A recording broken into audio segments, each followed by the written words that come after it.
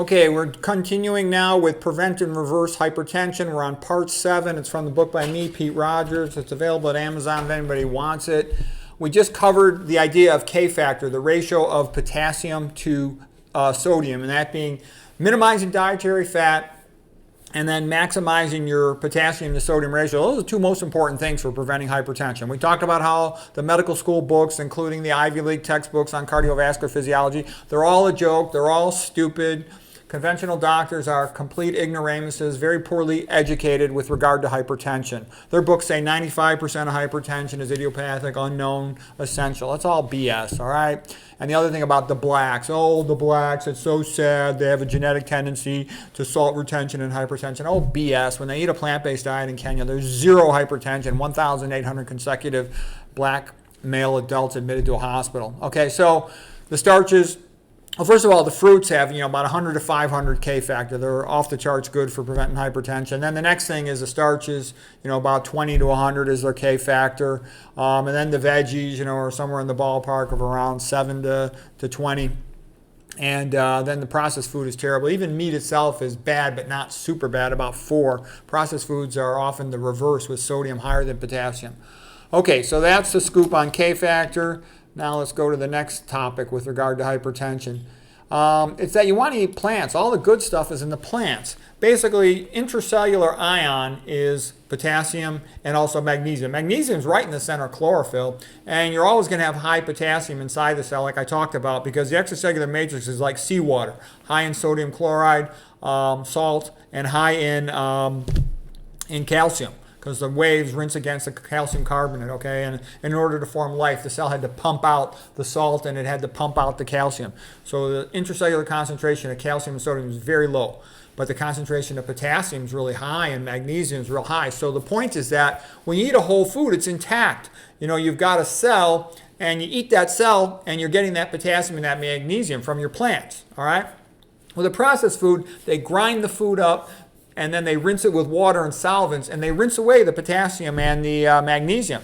So you don't get that. Then they put salt on it to flavor it and to preserve it. So you want to eat the plants. In addition, the plants have nitrates, and the nitrates are like NO3, nitrogen and triple bonded to oxygen, okay? And then in your mouth, on the back of your tongue, is a bacteria that convert them to NO2, the nitrites. And then the NO2 goes in your stomach with the stomach acid. It gets converted to nitric oxide, travels throughout your body, systemic vasodilation from the nitric oxide. It's a vasodilator, opens up your artery, causes the vascular smooth muscle to relax around your arteries. Okay, and you want to get sunshine. You go in the sun, you got subcutaneous precursors of nitric oxide that are released. That's why you feel so good when you first walk out in the sun. Okay, and you want to avoid things like fluoridated mouthwash or toothpaste because they kill the bacteria in the back of the tongue, so you lose that conversion step of the initial plant nitrate going to nitrite, NO3 to NO2. Okay, I've given separate lectures about all that stuff. Okay, here it is. Here's a nitric oxide cycle. You eat the plant, that's nitrate, NO3, and then your tongue has the bacteria on the back that convert it to NO2. This should be nitrite, NO2. And then it goes in your stomach, and the stomach acid helps convert it to NO, nitric oxide, systemic vasodilation. You want to avoid the fluoride mouthwash and toothpaste like we just spoke about. Also, it causes brain damage. That's another motivator to avoid it. And it's bad for your collagen. That's another motivator to avoid it. And it's bad for your fertility. That's another motivator to avoid it. You want to be careful about these proton pump inhibitors because they, by blocking your acid, they can also prevent this last conversion step from nitrite, NO2, to nitric oxide, NO, okay, and can lead to having more hypertension.